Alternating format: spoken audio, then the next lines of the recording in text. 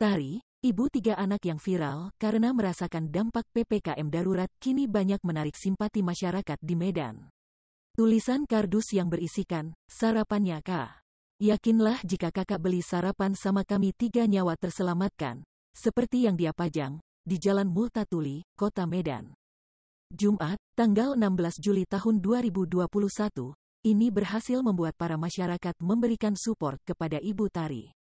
Alasan Tari membuat tulisan itu, lantaran di hari ketiga PPKM. Jalan menuju akses RSIA Stella Marisa ini ditutup, sehingga hari itu tidak ada yang membeli sarapan di tempatnya.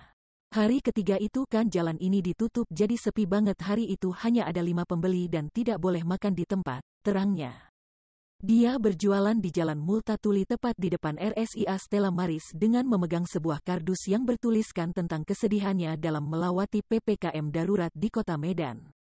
Syukurnya, kata Tari, akhirnya ada donatur yang membeli makanan di warungnya untuk dibagikan ke masyarakat sekitar pada Jumat, 16/7 pagi tadi. Tami dan Tari pun menyiapkan sarapan pagi sebanyak 302 bungkus.